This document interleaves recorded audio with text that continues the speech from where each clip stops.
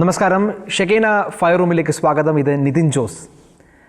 ഗാമഫോബിയ അഥവാ വിവാഹം കഴിക്കാനുള്ള ഭയം, ഈ വിഷയത്തിൽ മുമ്പ് ഷെക്കീന ഫയർ റൂമിൽ നമ്മൾ ഒരു ചർച്ച സംഘടിപ്പിക്കുകയുണ്ടായി. പ്രേക്ഷകരുടെ ഭാഗത്തു നിന്ന് വലിയ പ്രതികരണങ്ങളും വലിയ ചർച്ചകളും അത് കേരളത്തിൽ ഉണ്ടാക്കുകയും ചെയ്തു. എന്നാൽ മാസങ്ങൾ കഴിയുമ്പോഴും നമ്മൾ വിവാഹം കഴിക്കാത്ത ആളുകളുടെ വിവിധ സർവേകൾ, വിവിധ സംവിധാനങ്ങൾ ഈ സമീപ നാളുകളിൽ പുറത്തിറക്കുകയുണ്ടായി. പ്രത്യേകിച്ച് moneycontrol.com ഒരു സർവേ പറയുന്നത് സാമ്പത്തിക സുരക്ഷിതത്വം വലിയ ഘടകമായി നമ്മളുടെ യുവാക്കളെ സ്വാധീനിക്കുന്നു, വിവാഹം കഴിക്കാതിരിക്കാനുള്ള കാരണമായി. സാമ്പത്തികം മാത്രമാണോ പ്രശ്നം എന്നാണ് ശരിക്കും നമ്മളുടെ യുവജനങ്ങൾ വിവാഹത്തിൽ നിന്ന് ഓടി അകലുന്നത്? വിവാഹം കഴിക്കുവാൻ ഭയമുള്ള ഒരു സമൂഹമായി എങ്ങനെയാണ് നമ്മളുടെ യുവജനങ്ങൾ രൂപപ്പെട്ടത്? ഈ വിഷയത്തിന് എന്താണ് പ്രതിവിധി? ഈ പ്രതിസന്ധിക്ക് എന്താണ് ഉത്തരം? ഈ വിഷയമാണ് നമ്മൾ ഇന്ന് ചർച്ച ചെയ്യുന്നത്. എൻ്റെ കൂടെയുള്ളത് കത്തോലിക്ക കോൺഗ്രസിൻ്റെ global general secretary doctor Jose കുട്ടി ജെ ഒഴികയിൽ, ഒപ്പം തൃശ്ശൂർ അതിരൂപത വൈദികനും സാമൂഹിക നിരീക്ഷകനുമായ ഫാദർ ജോൺ പേരാമംഗലം. രണ്ടു പേർക്കും പ്രിയ പ്രേക്ഷകർക്കും ഷെക്കീന ഫയർ റൂമിലേക്ക് സ്വാഗതം. ജോസുടി സാറേ, നമ്മൾ ഫയർ റൂമിൻ്റെ മറ്റൊരു എപ്പിസോഡിലേക്ക് വരുമ്പോൾ നമ്മൾ കുറേ കാലമായി നമ്മളുടെ ഇടങ്ങളിൽ, സർക്കിളുകളിലൊക്കെ എപ്പോഴും ചർച്ച ചെയ്യുന്ന ഒരു കാര്യമാണ് യുവജനങ്ങൾ വിവാഹത്തിൽ നിന്ന് ഓടി അകലുകയാണ്. എന്ന് വെച്ചാൽ ഒരു 30, 32, 33, 34, 35 വയസ്സായാൽ പോലും വിവാഹം സമയമാകട്ടെ, കാശുണ്ടാകട്ടെ, സമ്പത്തുണ്ടാകട്ടെ, കുറച്ചുകൂടി ഏണിങ്സ് ഉണ്ടാകട്ടെ, കരിയർ സെറ്റാകട്ടെ, ഒരു ഫിനാൻഷ്യൽ ഇൻഡിപെൻഡൻസ് ഉണ്ടാകട്ടെ, സ്വാതന്ത്ര്യം കിട്ടട്ടെ എന്നൊക്കെ പറഞ്ഞ് നീട്ടിവെക്കുന്ന ഒരു ട്രെൻഡ് നമ്മൾ കാണുന്നുണ്ട്. അത് നീട്ടിവെക്കുന്ന ഒരു ട്രെൻഡ്.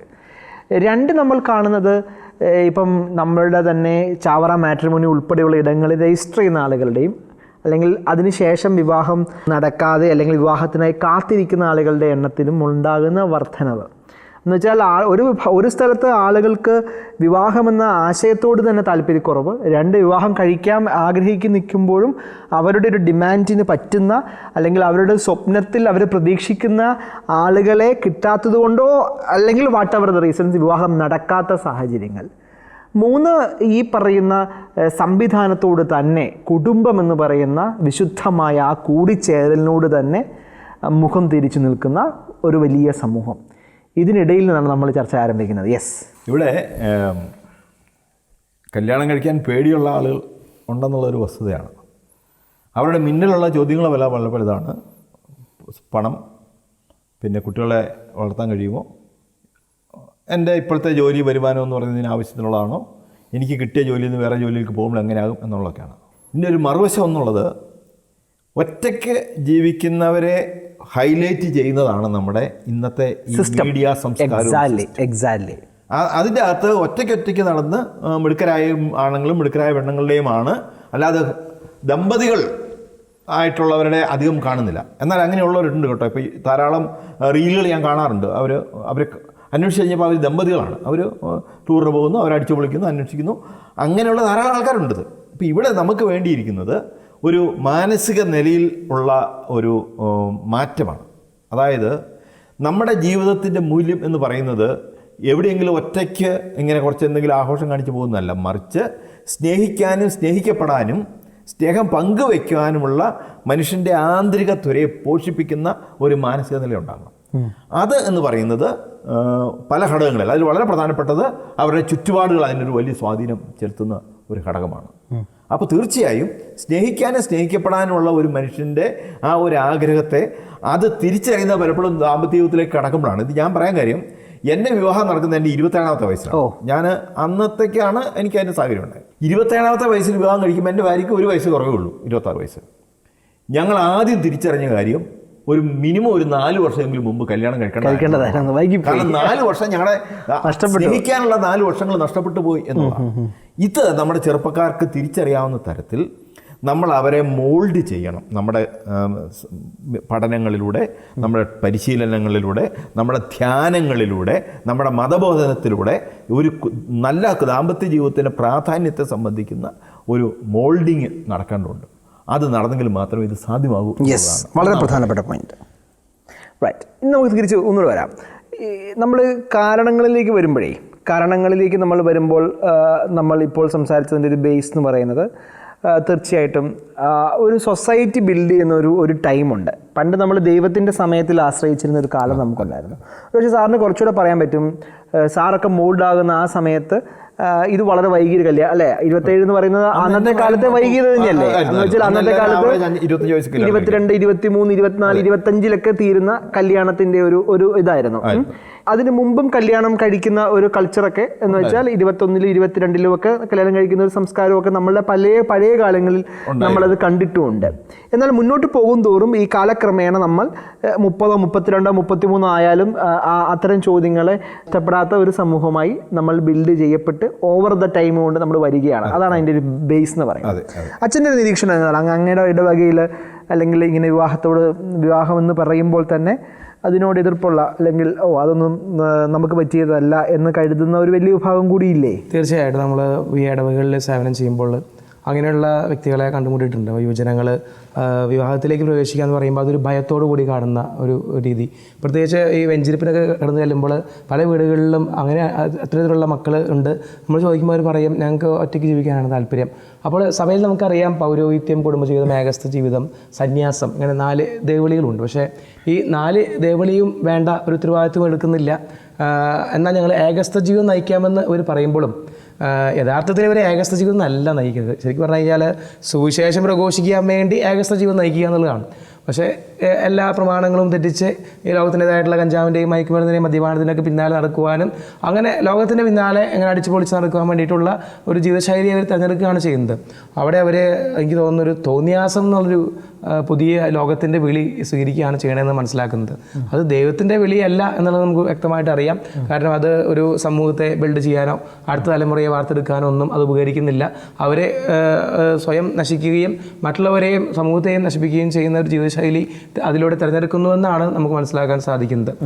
തീർച്ചയായും വളരെ പ്രധാനപ്പെട്ട പോയിൻ്റാണ് അച്ഛൻ പറഞ്ഞത്. ഞാൻ ഓർക്കുകയായിരുന്നു, ഇപ്പം നമ്മൾ പങ്കുവെക്കുന്ന ഇതിൻ്റെ ഒരു സൈഡ്, ഒരു വശം എന്ന് പറയുന്നത് നമ്മുടെ ആളുകൾ ഇതിൽ നിന്നും ഇത്തരം സങ്കേതങ്ങളിൽ നിന്ന്, വിവാഹം എന്ന് പറയുന്ന വിശുദ്ധമായ കൂദാശയിൽ നിന്ന് ഓടി അകലാനുള്ള പല റീസൺസാണ് പങ്കുവയ്ക്കുക. അല്ലെങ്കിൽ അതിലേക്കുള്ള ഒരു കമ്മിറ്റ്മെൻറ്റ് വരാത്തതൊക്കെയാണ് പങ്കം.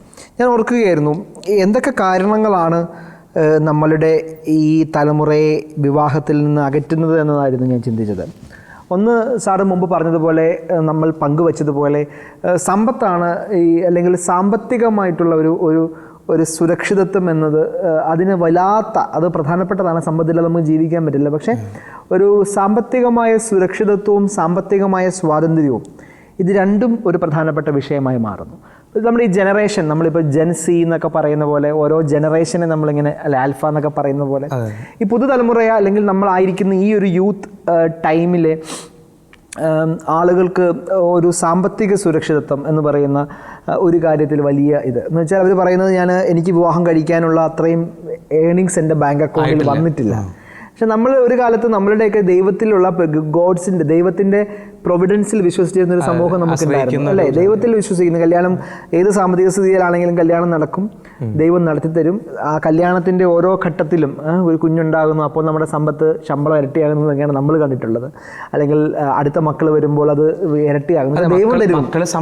തീർച്ചയായും മക്കൾ സമ്പത്താണെന്ന്, ഈ മക്കളെ വളർത്താനുള്ള ദൈവം തരും മക്കളെ എന്ന് പറഞ്ഞ് നമ്മുടെ അമ്മച്ചിമാരൊക്കെ പഠിപ്പിച്ച ഒരു കൾച്ചറിൽ നിന്നൊക്കെ നമ്മുടെ സമൂഹം ഏറി ദൂരെ സഞ്ചരിച്ചു. അപ്പം ഒരു ബാങ്കിൽ ഇത്ര ലക്ഷം രൂപ ഉണ്ടെങ്കിലാണ് ഈ കല്യാണത്തെക്കുറിച്ച് ചിന്തിക്കാൻ പറ്റുന്നുള്ളത് എന്നതാണ് ഒരു കാര്യം. അതിൽ ഒരു കാര്യം പ്രധാനപ്പെട്ടതാണ്. ഈ രണ്ടാമതോടെ നിൽക്കട്ടെ. ഒന്ന്, നമ്മളുടെ വിവാഹം എന്ന് പറയുന്നത് വളരെ ചെലവ് പിടിച്ച അതിൻ്റെ ഒരു കസ്റ്റം എന്ന നിലയിൽ, കാരണം ഇതെല്ലാം ഒരു കച്ചവടവൽക്കരിക്കപ്പെട്ടപ്പോൾ ഇതൊരു ആഘോഷമില്ലാതെ പറ്റാത്ത സാഹചര്യം. അപ്പം ആളുകളുടെ മനസ്സിൽ ഇതാണ്, ഒരു വിവാഹം നടക്കണമെങ്കിൽ നല്ല ഭക്ഷണം കൊടുക്കണം, വീഡിയോഗ്രാഫർ വേണം, ഫോട്ടോഗ്രാഫർ വേണം, ഇത്ര പേരെ വിളിക്കണം, അത്ര പേരെ വിളിച്ച് വരുമ്പോൾ അവരുടെ ചിലവ്, ഇങ്ങനെയൊക്കെയുള്ള ഒരു കണക്ക് കൂട്ടൽ എപ്പോഴും. ഞാനൊരു രസകരമായിട്ടുള്ള സംഭവം ഓർക്കുന്നത്, ഞാനൊരു പള്ളിയിലായിരുന്നപ്പോൾ ഒരു അമ്മച്ചിയും ഒരു മോനും കൂടി വന്നിട്ട് എന്നോട് ചോദിച്ചു, വളരെ സങ്കടത്തോടെ ചോദിച്ചു, അച്ഛൻ എൻ്റെ വിവാഹത്തിന് ഒരു 50 പേരെ വിളിച്ച എന്തെങ്കിലും എൻ്റെ വിവാഹത്തിനൊരു ദോഷമുണ്ടോ എന്ന് ചോദിച്ച വളരെ. അപ്പോൾ ഞാൻ അവനോട് പറഞ്ഞു, നിൻ്റെ സാമ്പത്തിക സ്ഥിതി അനുസരിച്ച് നിനക്ക് എത്ര പാത്രം ആൾക്കാരെ വിളിക്കാമോ അത് വിളിച്ചാൽ മതി, ഒരു കംപ്ലയിൻറ്റും ഇല്ല. ബാക്കിയുള്ളവരെ ഫോൺ വിളിച്ച് അറിയിച്ചേക്കാം, അല്ലെങ്കിൽ ലെറ്റർ എഴുതി അറിയിച്ചേക്കാം, എൻ്റെ വിവാഹം നടക്കുന്നുണ്ടെങ്കിൽ എനിക്ക് വേണ്ടി പ്രാർത്ഥിക്കണം, ഇപ്പോൾ സാമ്പത്തിക സ്ഥിതി ഇത്രയേ ഉള്ളൂ, പിന്നീട് ഒരിക്കലും സാമ്പത്തിക സ്ഥിതി മെച്ചപ്പെടുമ്പോൾ ഞങ്ങൾ വിളിച്ച് ആഘോഷമായിട്ട് നടത്താമെന്ന്, എന്തെങ്കിലും ഫംഗ്ഷൻസൊക്കെ നടത്താമെന്ന് നമുക്ക് തീരുമാനിക്കാമെന്ന് പറഞ്ഞ് അവർ സന്തോഷമായി ചെന്ന് അവൻ്റെ വളരെ ഇതെല്ലാം സാധ്യമാണ്. ഞാൻ പറഞ്ഞു ഇങ്ങനെ ഒരു സൊസൈറ്റി ഒരു കണ്ടീഷൻഡായി മനസ്സ് ഇങ്ങനെ രൂപപ്പെട്ടു പോകുന്നതാണ് ഒരു കാര്യം. രണ്ടാമത്തെ കാര്യം ഞാൻ മനസ്സിലാക്കിയിടത്തോളം ഈ നമ്മളുടെ പുതിയ ഒരു തലമുറ എന്ന് പറയുന്നത് ഒരു സ്വാതന്ത്ര്യം വല്ലാത്ത രീതിയിൽ ആഗ്രഹിക്കുകയാണ്. എന്ന് വെച്ചാൽ നമ്മൾ പണ്ട് ഒരു കാലത്ത് അച്ചടക്കത്തിൻ്റെ ഒക്കെ ഭാഗമായിട്ടൊക്കെ നമ്മുടെ സ്കൂളിലെ കുട്ടികൾ അടങ്ങിയിരിക്കാനൊക്കെ പറയുന്നു, ടീച്ചർ അടിക്കുകയൊക്കെ ചെയ്യാം. ഇപ്പം തന്നെ ഈ അടിക്കുന്ന ടീച്ചറിനെതിരെ കേസ് കൊടുക്കുന്ന ഒരു കാലം എന്ന് വെച്ചാൽ സ്വാതന്ത്ര്യത്തിനെതിരെയാണ്, കുട്ടികളുടെ സ്വാതന്ത്ര്യത്തിനെതിരെ. അപ്പം അത് ഒരു വശം അതിനകത്തുണ്ട്. പക്ഷെ ജനറലി നമ്മൾ ഒരു സ്വാതന്ത്ര്യം, ഇൻഡിപെൻഡൻസ് എന്ന് പറയുന്നതിനൊക്കെ വേറൊരു തലത്തിൽ കാണുകയാണ്. അപ്പോൾ വിവാഹം കഴിക്കുന്നതോടുകൂടി നമ്മുടെ സ്വാതന്ത്ര്യം നഷ്ടപ്പെടുന്നു എന്ന ഒരു തെറ്റിദ്ധാരണയാണ് നമ്മുടെ സമൂഹത്തിലുള്ളത്. കല്യാണം കഴിച്ച് കഴിയുമ്പം ഒരു പാർട്ട്ണറിൻ്റെ ഒപ്പം ആകുന്നു, അപ്പോൾ എൻ്റെ സ്വാതന്ത്ര്യങ്ങളെല്ലാം ബലി കഴിച്ചാണ്. അങ്ങനെ ഒരു തോട്ട് പ്രോസസ്സ് നമ്മുടെ സിനിമകളിലൂടെയും വ്യക്തികളിലൂടെയും ഇൻസ്റ്റാഗ്രാം റീൽസിലൂടെയും പെട്ടുപോയി. ഇപ്പൊ കല്യാണം കഴിക്കുമ്പോൾ തന്നെ ആൾക്കാർ തമാശയ്ക്ക് പറയുന്നതായിരിക്കും, നിന്റെ കല്യാണം എടാ നീ പെട്ടു, നീ ഉടനെ പെടും എന്ന രീതിയിലാണ്. തമാശയായിരിക്കും, പക്ഷെ അതൊന്നും ഞാൻ വ്യക്തിപരമായി അത്തരം തമാശകളൊക്കെ വളരെ തെറ്റായ സന്ദേശങ്ങൾ ആളുകളുടെ ഇടയിലേക്ക് കൊണ്ടുവരികയാണ്. നാലാമത്തെ കാര്യം എന്ന് പറയുന്നത്, നമ്മൾ ഇപ്പോഴും ഈ ഒരു വിശുദ്ധമായ കൂദാശയെ അതിൻ്റെ ഒരു മെറ്റീരിയൽ കൺസെപ്റ്റിലാണ് നമ്മുടെ സമൂഹം കണ്ടിട്ടുള്ളത്. ഇപ്പം ഞാൻ ഈ പറഞ്ഞതെല്ലാം ഒരു ബാങ്ക് ബാലൻസുമായി ബന്ധപ്പെട്ട്, സമ്പത്തുമായി ബന്ധപ്പെട്ട്, ഒരു സൊസൈറ്റിയായിട്ട് ബന്ധപ്പെട്ട്, സുരക്ഷിതത്വവും അവരുടെ അവരുടെ ഒരു സ്വാതന്ത്ര്യവുമൊക്കെ ആയിട്ട് ബന്ധപ്പെട്ട്, എന്ന് വെച്ചാൽ അവരുടെ അഭിപ്രായങ്ങൾ ഇല്ലാതാകുന്നു, എനിക്ക് സ്പേസ് നഷ്ടപ്പെടുന്നു. പെൺകുട്ടികൾ ആൺകുട്ടികൾ ഇപ്പോൾ സ്പേസ് എന്നുള്ള വാക്കൊക്കെ വലിയ ചർച്ച. അപ്പോൾ എൻ്റെ സ്പേസ് നഷ്ടപ്പെടുന്നു, എൻ്റെ ഐഡൻറ്റിറ്റി നഷ്ടപ്പെടുന്നു, എനിക്ക് സ്വാതന്ത്ര്യം നഷ്ടപ്പെടുന്നു, അപ്പം ഞാൻ ഒറ്റയായിട്ട് നിൽക്കും, എനിക്ക് ഇഷ്ടമുള്ള സമയത്ത് എഴുന്നേക്കാം, ഇഷ്ടമുള്ള ജീവിതം നയിക്കുക എന്ന രീതിയിൽ വരുന്നു. അപ്പോൾ ഇതെല്ലാം നമ്മളുടെ, ഞാനിത് പറഞ്ഞ കത്തോലിക്ക സഭയുടെ അംഗങ്ങൾ ഇത്തരത്തിൽ മെറ്റീരിയലിസ്റ്റിക് ആയിട്ട് ഇതിനെ കാണുമ്പോൾ അതിനകത്ത് ഏറ്റവും വലിയ അപകടം എന്ന് പറയുന്നത്, വിവാഹം എന്ന കൂദാശയുടെ ഒരു കൗദാശികമായ അടിത്തറ എന്ന് പറയുന്ന ഒരു സംഭവം ഉണ്ടല്ലോ. രണ്ടുപേര് ഒരു പരിചയവുമില്ലാത്ത, ഒരു തരത്തിലും മുമ്പ് നമ്മളുടെ ഒന്നും മനസ്സിൽ പെട്ടെന്ന് മാച്ചാകുന്നു പോലും ചിന്തിക്കാത്ത ആളുകളെ ദൈവം ഒരുമിച്ച് ചേർക്കുന്ന വിശുദ്ധമായ കൂദാശ, നമ്മുടെ കുറവുകളിലും നമ്മളുടെ പോരായ്മകളെയും എല്ലാം കർത്താവിൻ്റെ അഭിഷേകം കൊണ്ട്, കർത്താവിൻ്റെ കൃപ കൊണ്ട് അതിനെ നിറവാക്കുന്ന അതിവിശുദ്ധമായ ഒരു കൂദാശ, രണ്ട് കൂട്ടായ്മയുടെ കൂടിച്ചേരൽ, അതിലൂടെ ദൈവമക്കളെ വളർത്തുന്നു. അങ്ങനെ തലമുറയെ വിശ്വാസത്തിൽ നമ്മൾ ഒരുമിച്ച് അപ്പനും അമ്മയുമായി വളർത്തുന്നു. ഇങ്ങനെയൊക്കെ പോകുന്ന അതിമനോഹരമായിട്ടുള്ള കൂദാശ എന്ന് പറയുന്ന ആ വിശുദ്ധമായ ഒരിടം. അപ്പോൾ എൻ്റെ പോയിന്റിൽ ഈ പറയുന്ന കാര്യത്തെ നമുക്ക് അതിൻ്റെ ഒരു കൗദാശിക തലത്തിൽ, ഒരു ആത്മീയ തലത്തിൽ കൂടി നമുക്ക് കാണാൻ പറ്റാത്തത് കൂടെ ഈ പറയുന്ന നമ്മളുടെ ഈ വിവാഹം എന്ന് പറയുന്ന വിവാഹത്തോടൊക്കെയുള്ള ഒരു ആളുകളുടെ കല്യാണം കഴിക്കാൻ പറ്റാത്തതിൻ്റെ സാഹചര്യം അതിനൊക്കെ ഒരു റീസണാണ്. അപ്പോൾ എൻ്റെ സാറിനോടുള്ള ചോദ്യം ഇതായിരുന്നു. അപ്പം നമ്മളുടെ ആളുകൾ വിവാഹം നടക്കാത്ത വളരെ വിഷമിപ്പിക്കുന്ന ഒരു സാഹചര്യം ഇപ്പോൾ ഉണ്ട്. ഇപ്പോൾ നമ്മൾ തന്നെ ദീപിക എടുത്ത ഒരു സർവേയെക്കുറിച്ച് മുമ്പ് പറഞ്ഞിട്ടുണ്ട്. ദീപിക ഫ്രണ്ട്സ് ക്ലബ്ബ് എടുത്ത സർവേ, അന്ന് തന്നെ 1,00,000-ലധികം ചെറുപ്പക്കാർ കല്യാണം കഴിക്കാതിരുന്നിട്ടുള്ളതാണ് അന്ന് അതിൻ്റെ ഡയറക്ടർ എന്നോട് പറഞ്ഞത്. അപ്പം അങ്ങനെ വരുമ്പോൾ സമയത്ത് നമ്മുടെ ആൺകുട്ടികൾ വിവാഹം കഴിക്കാൻ പറ്റാത്ത, അല്ലെങ്കിൽ പെൺകുട്ടികൾ വിവാഹം അവരുടെ ഡിമാൻഡുകൾ അല്ലെങ്കിൽ അവരുടെ സ്വപ്നങ്ങൾ വലുതാകുന്നതാകാം, അല്ലെങ്കിൽ ആൺകുട്ടികൾ അവരുടെ സ്വപ്നത്തിനൊപ്പം പെൺകുട്ടികൾ വിഭാവന ചെയ്യുന്ന, അല്ലെങ്കിൽ അവർ കാണുന്ന ആ ഒരു ഇതിലേക്ക് വരാത്തതാണോ എന്താണെന്നറിയില്ല. പക്ഷേ അങ്ങനൊരു പ്രശ്നത്തെയും നമ്മൾ വളരെ ഗൗരവത്തോടെ, വളരെ ഗൗരവത്തോടെ നമ്മൾ അഡ്രസ്സ് ചെയ്യേണ്ടതും കൂടെയാണ്. ഇതിൽ ഒന്ന് നമ്മുടെ ചെറുപ്പക്കാരെ സംബന്ധിച്ചിടത്തോളം പ്രശ്നം, അവർ ഓവർ പ്രൊട്ടക്റ്റഡ് ആണ്. ആണുങ്ങളാണെങ്കിലും പെൺകുട്ടികളാണെങ്കിലും. ഇപ്പോൾ ഒരു 20 വയസ്സൊക്കെ ആകുന്ന സമയത്ത് സ്വന്തമായി വസ്ത്രം കഴുകുകയും സ്വന്തമായ കാര്യങ്ങൾ സ്വന്തമായി ചെയ്യുകയും ചെയ്യുന്ന എത്ര ചെറുപ്പക്കാരുണ്ടാകും എന്ന് ഒരു സർവേ നടത്തലാണ്. അപ്പോൾ നമുക്ക് അതിൻ്റെ ഗൗരവം മനസ്സിലാകും. അപ്പോൾ ശരിക്കും എത്ര പെട്ടെന്ന് അവരവരുടേതായ കാര്യങ്ങളിലെങ്കിലും കുട്ടികളെ ഇൻഡിപെൻഡൻ്റ് ആക്കാൻ പറ്റുമോ, അപ്പോൾ സ്വാഭാവികമായും അവർ മറ്റു കാര്യങ്ങളിലേക്ക് അവരുടെ റെസ്പോൺസിബിലിറ്റീസ് എടുക്കാൻ തുടങ്ങും. അപ്പോൾ ഇതിനകത്ത് ഒന്നാമത്തെ കാര്യം, ഈ നമ്മളിപ്പോൾ കൊടുക്കുന്ന ഒരു ഓവർ പ്രൊട്ടക്ഷൻ എന്ന് പറയുന്ന സംഗതി മാറണം. ഓവർ പ്രൊട്ടക്ഷൻ മാറിയെങ്കിൽ മാത്രമേ അവരിലെ ആ ഒരു പുരുഷനാണെങ്കിൽ പുരുഷത്വം, സ്ത്രീ ആണെങ്കിൽ അവരുടെ സ്ത്രൈണത അത് പുറത്തേക്ക് വരുള്ളൂ. അതുവരെ അവർ കുട്ടികളാണ്, മക്കളാണ്. ആ ലെവലിൽ നിന്ന് അവരെ ഉയർത്തിയെടുത്ത് കല്യാണം കഴിക്കാൻ മനസ്സുള്ള ചെറുപ്പക്കാരികളാക്കി അവരെ മാറ്റണം. രണ്ടാമത് അവർക്കൊരു ഓറിയൻറ്റേഷൻ കൊടുക്കണം. Married life is good. എന്ന് പറയാവുന്ന തരത്തിലുള്ള ഓറിയന്റേഷൻ ഇന്ന് എവിടെ നിന്ന് കിട്ടുന്നുണ്ട്? അത് ഉണ്ടെങ്കിൽ തന്നെ കല്യാണം കഴിക്കാൻ ആഗ്രഹിച്ച് നിൽക്കുന്ന ആ വിവാഹ ഒരുക്ക സെമിനാറിൽ മാത്രമാണ് അപ്പോഴല്ലത് കൊടുക്കേണ്ടത്. അത് വീട്ടിൽ നിന്ന് തന്നെ കിട്ടേണ്ടത്. വീട്ടിൽ നിന്ന് കിട്ടണം. ഇനിയിപ്പോൾ വീട്ടിൽ നിന്ന് കിട്ടുന്നില്ലെങ്കിൽ തന്നെ നമുക്കൊരു സിസ്റ്റം അതിനു വേണ്ടി ഉണ്ടാകണം. വീട്ടിൽ നിന്ന് മാത്രമല്ല, നമ്മളൊരു വീട്ടിന്റെ സാഹചര്യം എപ്പോഴും അനുകൂലമായിരിക്കണം എന്നുള്ളതില്ല. പക്ഷെ അതിന് നമ്മൾക്ക് ഒത്തിരി സിസ്റ്റം ഉണ്ട്. നമുക്ക് നമ്മുടെ യുവജന സംഘടനകളുണ്ട്, നമ്മുടെ കുടുംബ കൂട്ടായ്മകളുണ്ട്, നമ്മുടെ മതബോധന സംവിധാനങ്ങളുണ്ട്, നമ്മുടെ ധ്യാനങ്ങളുണ്ട്. ഇന്ന് ധ്യാനത്തിൽ കൂടാത്ത ചെറുപ്പക്കാർ വളരെ കുറവാണ്. ഇവിടെ ഒക്കെ ഇവരെ ഒരു ജീവിതത്തിലേക്ക് കടത്താനുള്ള ഒരു ഓറിയന്റേഷൻ സെന്ററുകളാക്കി മാറ്റണം. അതിൽ അവർക്ക് യഥാർത്ഥ മൂല്യം എന്ന് പറയുന്നത് ഈ കല്യാണത്തിനോടനുബന്ധിച്ചല്ല, കല്യാണത്തിനോട് ചേർത്ത് നടക്കുന്ന ആഘോഷങ്ങളല്ല, മറിച്ച് കല്യാണത്തിന് ശേഷമുള്ള ആഘോഷം. ആ ആഘോഷം എന്ന് പറഞ്ഞാൽ ലൈഫ് എന്ന് പറയുന്ന ആഘോഷം, അതിന്റെ ആ മൂല്യത്തിലേക്ക് ഇവരെ നടത്തണം. ഞാനിപ്പോൾ എൻ്റെ ഒരു എക്സാമ്പിൾ പറയാം. ഞാൻ ഈ കല്യാണത്തിന് മുമ്പ് വളരെ വൈകിയാണ് അറിഞ്ഞത് അതിനെക്കുറിച്ച്. പക്ഷേ ജീസസ് യൂത്തിൻ്റെ ചോയ്സ് എന്ന് പറഞ്ഞൊരു പ്രോഗ്രാമാണ്. അത് നമ്മളെ വിവാഹത്തിൻ്റെ ഒരു സർട്ടിഫിക്കറ്റും കത്തും കൊണ്ട് വന്ന അനുമതി കിട്ടുന്ന ഒരു ഇടമാണ്. അത് അങ്ങനെയല്ല, യൂത്ത് ആയിട്ടുള്ള വിവാഹപ്രായമെത്തിയ ആർക്കും പങ്കെടുക്കാം. അതൊരു 2 ദിവസത്തെ 3 ദിവസത്തെ റിട്രീറ്റ്, ധ്യാനമല്ല, kind of a formation where experts അതിലെല്ലാ അർത്ഥത്തിലും വിവാഹത്തിൻ്റെ എല്ലാ തലങ്ങളിലും, ആത്മീയ തലങ്ങളും ശാരീരിക തലങ്ങളും എല്ലാ അർത്ഥങ്ങളും വളരെ മനോഹരമായി പങ്കുവയ്ക്കുന്ന ഒരു ലേണിംഗ് പ്രോഗ്രാമാണ്. ഒരു 3 ദിവസം നമ്മൾ താമസിച്ച് പഠിച്ച് മനസ്സിലാക്കി പോകുന്നതാണ്. അപ്പോൾ കല്യാണത്തെക്കുറിച്ച് ഒരു ചിന്ത ഉള്ള ആർക്കും അതിനകത്തേക്ക് ജോയിൻ ചെയ്യാൻ പറ്റും. ദാറ്റ് വേ ഓൾസോ നമുക്ക് എത്രയോ സാധ്യതകൾ നമുക്ക് ബിൽഡ് ചെയ്യാം. അതിനേക്കാളും എത്രയോ സാധ്യതകൾ നമ്മുടെ മുമ്പിലുണ്ട്. Right, yes. അപ്പോൾ അതുപോലെ തന്നെ ഇപ്പോൾ എനിക്ക് നേരിട്ട് അറിയാവുന്ന ഉദാഹരണമുണ്ട്. അതായത് വിവാഹം ഉറപ്പിച്ചതിന് ശേഷം ചെറുക്കനും പെണ്ണും പരസ്പരം പല അവസരങ്ങളിൽ, പല ഒക്കേഷനുകളിൽ, പല സ്ഥലത്ത് വെച്ച് അവർ കാണുകയും സംസാരിക്കുകയും ഒക്കെ ചെയ്തൊരു 6 മാസം 1 വർഷത്തോളം അവർ കല്യാണം ഉറപ്പിക്കപ്പെട്ട് അവർ ഫാൻസി സ്റ്റാറ്റസിൽ പെൺകുട്ടി നിൽക്കുന്ന ഒരു സാഹചര്യം. അപ്പോൾ ഇവരുടെ ആ ചില ആഗ്രഹങ്ങളൊക്കെ അവിടെ, അതായത് ഒരു ഫാൻസി ആകുക എന്നുള്ളൊക്കെയുള്ള ചില ഉണ്ടല്ലോ, അതെല്ലാം അവിടെ നടക്കും. ഇതൊക്കെ മനസ്സിലാക്കാനൊക്കെ പരസ്പരം അങ്ങോട്ടും ഇങ്ങോട്ടും ആശയവിനിമയം നടത്തി മനസ്സിലാക്കാനൊക്കെ പറ്റും. അങ്ങനെയുള്ള ഒരു സാഹചര്യം ഉണ്ടാക്കി കൊടുക്കുക. പിന്നെ പലർക്കും വരുമാനമാണ് ഒരു പ്രശ്നം. പേരൻസ് സപ്പോർട്ട് ചെയ്യണം. 25 വയസ്സാകുമ്പോൾ ചെറുക്കനോട് പറയണം, നീ കല്യാണം കഴിച്ചോ, നിനക്കിപ്പോൾ ചിലവ് ഒരു മാസം നിനക്ക് നിൻ്റെ ഭാര്യയ്ക്കോട് ചിലവിന് ഇത്ര രൂപയല്ലേ വേണ്ടി വരുന്നുള്ളൂ, അത് ഞാൻ മീറ്റ് ചെയ്തോളാം. നീ ഒരു ജോലി കണ്ടെത്തുന്നത് വരെ വേണ്ടി വന്നാൽ നിന്നെ ഞാൻ സപ്പോർട്ട് ചെയ്തോളാം. കാരണം ഇവരൊരു പ്രോപ്പർ ലൈഫിലേക്ക് കടക്കുക എന്നുള്ളത് വളരെ പ്രധാനപ്പെട്ടാണ്.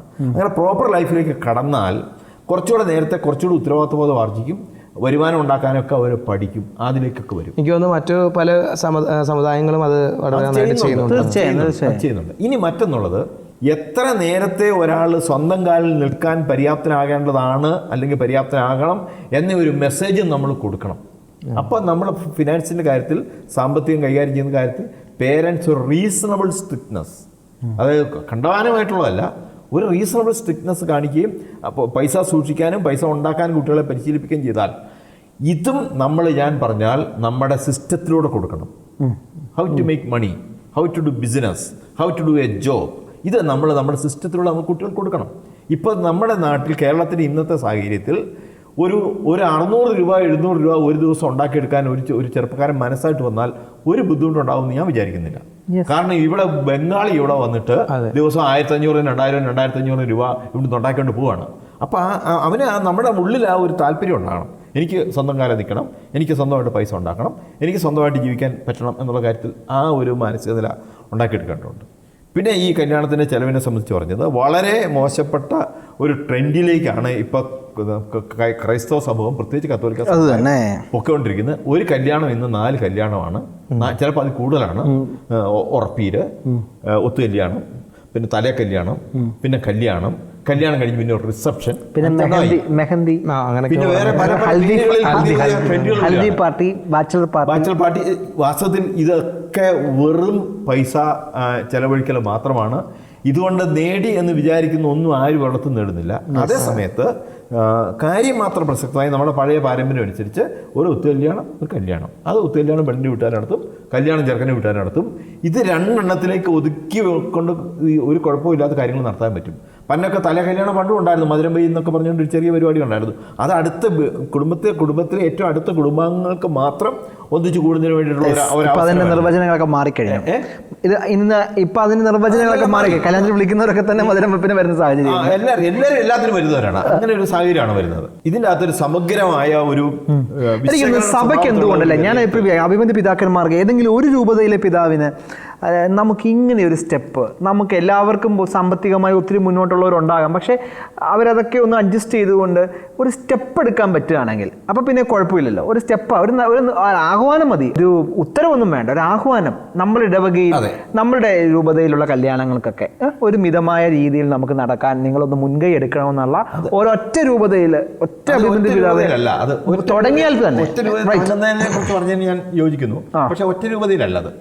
ഇത് ഒരു രൂപതയുടെ പ്രശ്നമല്ല, ഇതൊരു ഇടവകയുടെ പ്രശ്നമല്ല, ഇത് ഈ ഒരു കമ്മ്യൂണിറ്റിയുടെ പ്രശ്നമാണ്.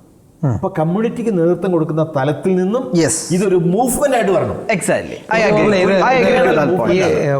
പല കാര്യങ്ങളും മുകളിൽ നിന്ന് തുടങ്ങിയതിനേക്കാൾ പലതും താഴെ നിന്നും തുടങ്ങിയ അവസരം ഉണ്ടായിട്ടില്ല. ഇപ്പോൾ ഫ്രാൻസിസ് അസീസി അത് നല്ലൊരു ഉദാഹരണമാണ്. അപ്പോൾ ആ സമയത്ത് ഇത്രയും നല്ല ഒരു രീതിയിൽ സഭ പോയിക്കൊണ്ടിരിക്കുമ്പോൾ അതിലെ ഒരുപാട് പ്രശ്നങ്ങളും പ്രതിസന്ധികളുള്ള സമയത്ത് അവിടെ നിന്ന് റെവല്യൂഷനായിട്ട് കയറി വന്നത് താഴെ നിന്നാണ് ഫ്രാൻസിസ് അസീസി കയറി വന്നത്. എന്ന് പറഞ്ഞ പോലെ ഇത് നമുക്ക് ഒന്നും ഇത് മുകളിൽ നിന്ന് എന്ന് പറഞ്ഞ് നമ്മളത് അവസാനിപ്പിക്കും.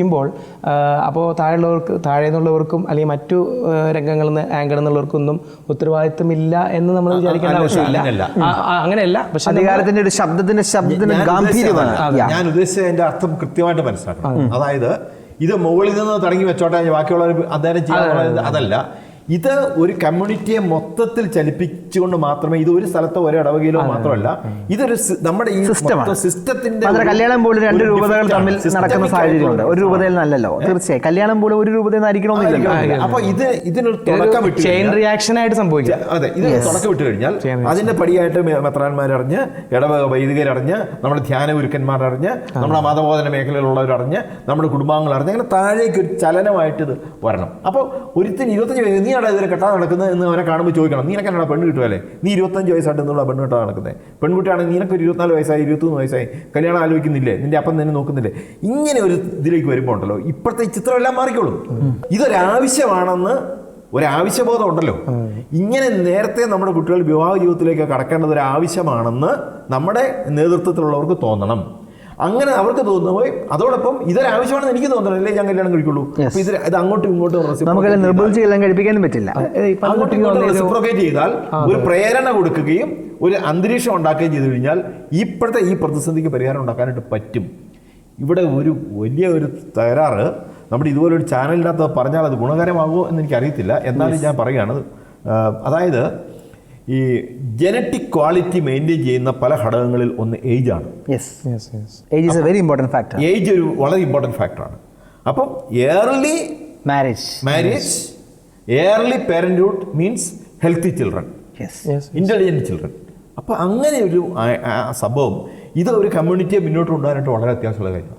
അപ്പോൾ അതുകൊണ്ട് വളരെ ഗൗരവമായി ഈ പ്രശ്നം നമ്മളൊക്കെയും എടുക്കണം. നമ്മുടെ സമുദായ നേതൃത്വത്തിലുള്ളവരെടുക്കണം, സഭാ നേതൃത്വത്തിലുള്ളവരെടുക്കണം, മതബോധനം ഉൾപ്പെടെയുള്ള മേഖലകളിലുള്ളവർ എടുക്കണം. അങ്ങനെ വന്നു കഴിഞ്ഞാൽ ഇത് ഒരു ചലനം ഉണ്ടാകും. Very good, excellent. ഇത് ഇങ്ങനെ മൈക്ക് കിട്ടി വെച്ച് പരസ്യമായിട്ട് പറയേണ്ട കാര്യമല്ല. ഇത് നമ്മുടെ അകത്ത് നടത്തേണ്ട ഒരു മാറ്റമാണ്, ഒരു റെവല്യൂഷനാണ്, ചേഞ്ചാണത്. Right, yes. തീർച്ചയായിട്ടും വിവാഹമെന്ന അതിവിശുദ്ധമായ കൂദാശയിൽ നിന്ന് ഓടി അകലുന്ന, അല്ലെങ്കിൽ വിവാഹമെന്ന ആശയത്തോട് തന്നെ എതിർപ്പ് പ്രകടിപ്പിക്കുന്ന വലിയൊരു സമൂഹം അത് കേരളത്തിലുണ്ട്. കത്തോലിക്ക സഭയിൽ അതുണ്ട് എന്നതാണ് ഏറ്റവും ഖേദകരമായ കാര്യം. 12 വർഷം വിശ്വാസത്തിൻ്റെ ദീപശിഖ നമ്മൾ അവർക്ക് നൽകി അവരെ ആ വെളിച്ചത്തിലൂടെ കടന്നുകൊണ്ട് പോകുമ്പോൾ പോലും ഇവരുടെ ബോധ്യങ്ങളിൽ നമുക്ക് കടന്നു ചെല്ലാൻ സാധിക്കുന്നില്ലെങ്കിൽ തീർച്ചയായിട്ടും അത് ആ പരാജയം നമ്മൾ സമ്മതിക്കേണ്ടിയിരിക്കുന്നു ഈ വൈകിയ വേളയിലെങ്കിലും. ഇവിടെയാണ് ഈ ചർച്ചയിൽ ഡോക്ടർ ജോസൂട്ടി ജെ ഒഴികയിൽ പങ്കുവച്ചതുപോലെ വളരെ സുസ്ഥിരമായിട്ടുള്ള ഒരു പരിശീലന ക്രമം, അത് ചെറിയ കാലഘട്ടത്തിൽ തന്നെ വിവാഹത്തിന് ഒരുക്കുന്ന ഒരു സംവിധാനം, അല്ലെങ്കിൽ വിവാഹമെന്ന ആശയത്തോട് ഇഷ്ടം തോന്നുന്ന വിധം അത് അവതരിപ്പിക്കപ്പെടാൻ നമ്മൾ ഡിഗ്രി കഴിഞ്ഞും PG കഴിഞ്ഞും PhD കഴിഞ്ഞും കാത്തിരിക്കേണ്ട കാര്യമില്ല എന്നതാണ് ഒന്നാമത്തെ കാര്യം. രണ്ടാമത്തെ കാര്യം, ഭാരിച്ചു വരുന്ന വിവാഹ ചെലവുകൾ നിയന്ത്രിക്കുവാൻ തീർച്ചയായിട്ടും അതിനകത്ത് വളരെ സ്ട്രോങ് ആയ ഒരു നിലപാട് സഭയുടെ ഭാഗത്തു നിന്ന് ഉണ്ടാകേണ്ടത് അത് ഈ കാലഘട്ടം ആവശ്യപ്പെടുന്ന വലിയ ഒരു ദൗത്യമാണ്. തീർച്ചയായിട്ടും ഇതൊരു ഒരു റെവല്യൂഷനാണ്, അല്ലെങ്കിൽ ഒരു വിപ്ലവമായി മാറണം. അങ്ങനെ ഈ തലമുറയെ സ്വാധീനിക്കുവാൻ, അങ്ങനെ വിശുദ്ധമായ കുടുംബങ്ങൾ, വിശുദ്ധമായ വിവാഹങ്ങൾ, വിശുദ്ധമായ കുടുംബങ്ങൾ ഉണ്ടായി അങ്ങനെ ഏറ്റവും സുന്ദരമായിട്ടുള്ള ഒരു സമൂഹത്തെ ബിൽഡ് ചെയ്യാൻ നമ്മുടെ സമൂഹത്തിന്, നമ്മുടെ സഭാംഗങ്ങൾക്ക് സാധിക്കട്ടെ. ഷക്കീന ഫയർ റൂം ഇവിടെ അവസാനിക്കുന്നു. പ്രിയ പ്രേക്ഷകർക്ക് ഒപ്പം അതിഥികൾക്ക് നന്ദി, നമസ്കാരം.